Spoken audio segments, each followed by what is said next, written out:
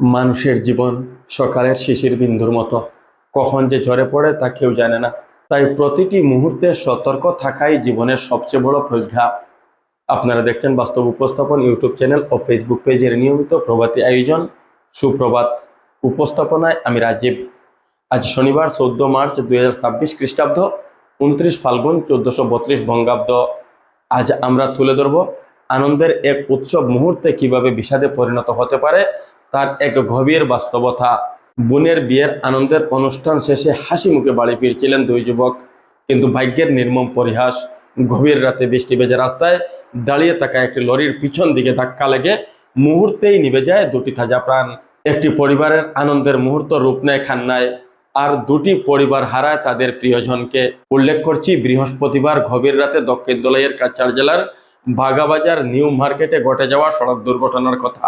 বোনের বিয়ের অনুষ্ঠান শেষ করে হাসি মুখে বাড়ি ফিরছিলেন ভাই, কিন্তু পথেই ওত পেতেছিল ঝমদূত। গভীর রাতে এক ভয়াবহ সড়ক দুর্ঘটনায় প্রাণ হারালেন দুই যুবক। বৃহস্পতিবার রাত অনুমানিক 1:30 নাগাদ 306 নম্বর শিলচর আইজল জাতীয় সড়কে এই মর্মান্তিক দুর্ঘটনাটি ঘটে। নিহতরা হলেন দক্ষিণ দোলাইয়ের চান্নিঘাট গ্রাম পঞ্চায়েতের ফ্রেঞ্চনগর গ্রামের বাসিন্দা কান্ত মালাকার, বয়স 38, এবং হাইলাকান্দি জেলার রতনপুর গ্রামের বাসিন্দা সাজন মালাকার, বয়স 32। সাজন হাইলাকান্দি জেলার রতনপুরের বাসিন্দা হলেও দীর্ঘদিন ধরে ফ্রেঞ্চনগরে বসবাস করতেন। বোনের বিয়ে উপলক্ষে নিজের বাড়িতে গিয়েছিলেন সাজন, তার সঙ্গে ছিলেন প্রতিবেশী কান্ত মালাকার। বিয়ের অনুষ্ঠান শেষে রাতে মোটরসাইকেলে করে বাড়ি ফেরার পথে বাগাবাজার নিউ মার্কেট এলাকায় সড়কের উপর দাঁড়িয়ে থাকা একটি 12 চাকার লরির পিছনে সাজনের মোটরসাইকেল সজোরে ধাক্কা লাগে। প্রচন্ড শব্দ শুনে স্থানীয়রা ঘটনাস্থলে ছুটে এসে 108 মৃত্যুঞ্জয় অ্যাম্বুলেন্সে খবর দেন।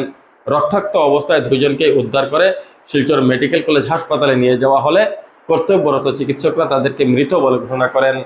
শুক্রবার ময়নাতদন্ত শেষে সাজন মালাকারের মরদেহ হাইলাকান্দি এবং কান্ত মালাকারের মরদেহ দোলাই ফ্রেঞ্চনগরে নিয়ে যাওয়া হয়। এই ঘটনায় দুইটি পরিবার সহ গোটা এলাকায় শোকের ছায়া নেমে আসে। স্থানীয়দের অভিযোগ, এ দুর্ঘটনার জন্য অবৈধভাবে দাঁড়িয়ে থাকা যানবাহনই সম্পূর্ণরূপে দায়ী। বৃষ্টির রাতে কোনো প্রকার পার্কিং লাইট না জ্বালিয়ে অর্ধেক রাস্তা দখল করে থাকা লরিটিকে দেখতে না পাওয়ার কারণেই এই বিপত্তি ঘটে অভিমত স্থানীয়দের। এ ঘটনা আমাদের আবারও স্মরণ করিয়ে দেয়, রাস্তার উপর অবৈধভাবে গাড়ি দাঁড় করিয়ে রাখা শুধু আইন ভঙ্গ নয়, এটি অন্যের জীবনের জন্যও মারাত্মক ঝুঁকি।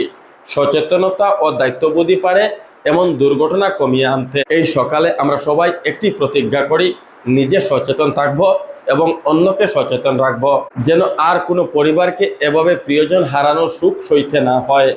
সবাইকে সুন্দর একটি দিনের শুভেচ্ছা। ভালো থাকুন, সুস্থ থাকুন এবং নিরাপদে থাকুন। ফেসবুকে আমাদের পেজটি ফলো করার অনুরোধ করি, ইউটিউব থেকে হলে সাবস্ক্রাইব করার অনুরোধ রইল। লাইক, শেয়ার ও কমেন্টের মাধ্যমে আমাদেরকে উৎসাহিত করবেন। ধন্যবাদ।